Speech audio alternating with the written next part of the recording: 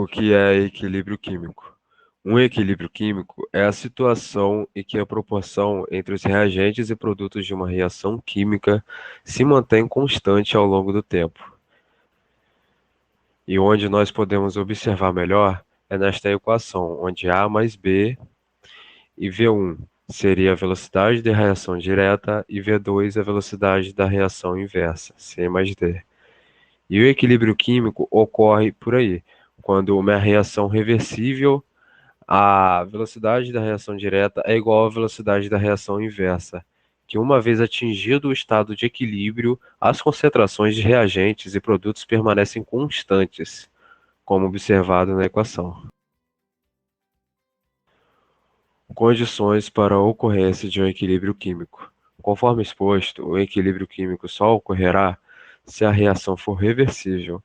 Uma reação reversível é uma reação química que pode ocorrer no sentido na qual reagentes se transformam em produtos e, à medida que se formam, regeneram os reagentes. Quando a velocidade da reação direta for igual à da reação inversa, e que quando esse equilíbrio é alcançado, as quantidades de reagentes e produtos envolvidos na reação permanecem estáveis. Se a reação ocorrer em ambiente fechado, que seria um meio gasoso, e também se a temperatura for constante. Para a ocorrência de um equilíbrio químico, são necessárias algumas condições para o processo dar continuidade. E são elas: a reação necessita ser reversível, ou seja, a reação direta tem de se transformar na reação inversa, ou ao contrário, a reação inversa tem que se transformar na reação direta.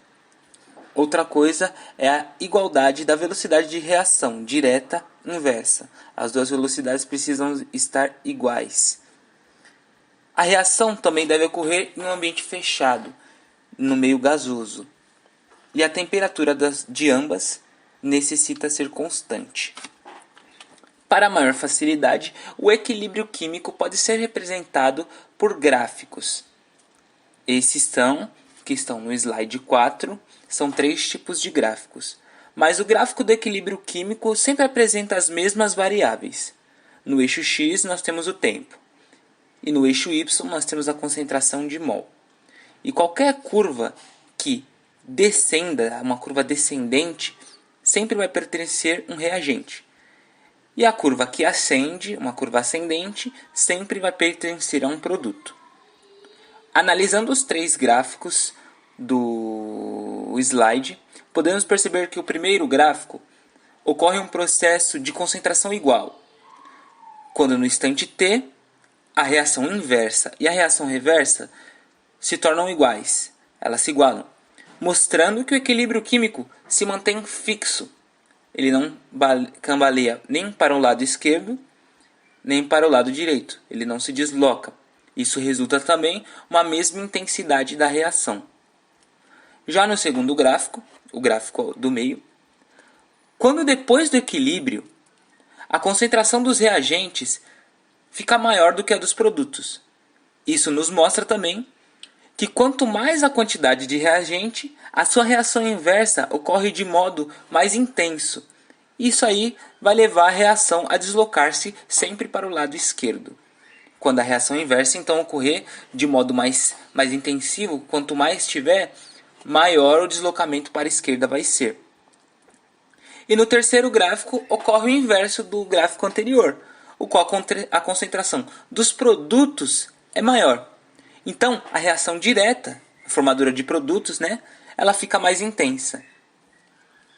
E vale ressaltar também que para que aconteça essa diferenciação de equilíbrio químico, está ou para a esquerda ou para a direita, ou fixa no centro, vai depender da constante de equilíbrio K, a indicadora do processo, que apenas ela só depende do fator de temperatura para marcar a reação. O grau de equilíbrio sempre é dado por uma relação entre a quantidade de mols que reagiu e a quantidade inicial de mols. A partir disso, foram pensadas as constantes de equilíbrio. Essas constantes são dadas em 2 termos, em termos de concentração e em termos de pressão.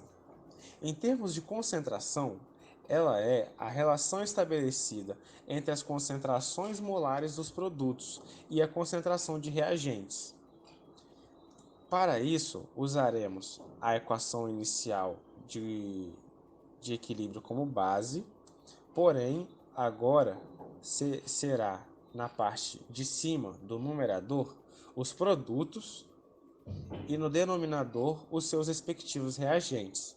E todos esses elementos devem estar elevados aos seus respectivos coeficientes estequiométricos. Já a relação de pressão, ela é determinada quando pelo menos um dos componentes do equilíbrio, seja reagente ou um produto, está em estado gasoso. E nessa relação será parecida com a primeira, ou seja, os produtos no numerador e os reagentes no denominador. E o elemento que está em estado gasoso pode estar em qualquer um destes falados. De acordo com o princípio de Le Chatelier, existem 3 variáveis que podem perturbar o equilíbrio: concentração, temperatura e pressão. Sempre que o equilíbrio for perturbado, ele irá trabalhar de forma contrária à perturbação para criar uma nova situação de equilíbrio. Quando a concentração de um participante da reação diminui, o equilíbrio da reação se desloca para o lado do mesmo. No sentido contrário, quando a concentração de participante aumenta, o equilíbrio se desloca para o lado contrário. Quando a temperatura aumenta, o equilíbrio da reação se desloca no sentido endotérmico, ou seja, ele absorve energia. E quando a temperatura diminui, ele se desloca no sentido oposto, no sentido exotérmico, ou seja, liberando energia. Já quando a pressão aumenta, o equilíbrio se desloca no sentido do participante que apresenta menor volume. E quando ela diminui, o equilíbrio se desloca no sentido do que apresenta maior volume.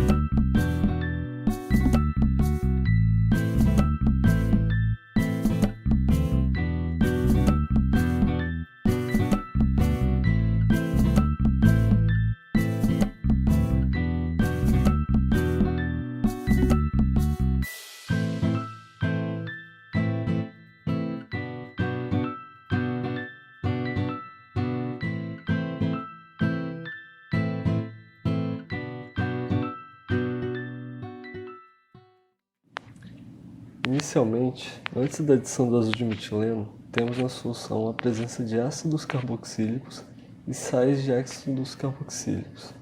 Quando a glicose está em meio básico, seu grupo carbonila é convertido em grupo carboxila. Isso ocorre por intermédio do oxigênio presente no ar, como pode-se observar na imagem abaixo. E esse ácido carboxílico formado tende a interagir com o hidróxido de sódio e formar um sal de ácido carboxílico. No experimento também é notada a mudança de cor da solução. Essa mudança de cor ocorre pois, na ausência de gás oxigênio, o azul de metileno é reduzido a leucometileno. E quando agitamos a garrafa, fazemos com que o oxigênio seja dissolvido na mesma, formando ácidos e sais de ácidos carboxílicos. Na presença de oxigênio, o leucometileno converte-se em azul de metileno. Quando a concentração de O2 zera porque o azul de metileno forneceu todo o oxigênio e glicose, temos a transformação do azul de metileno novamente em leucometileno.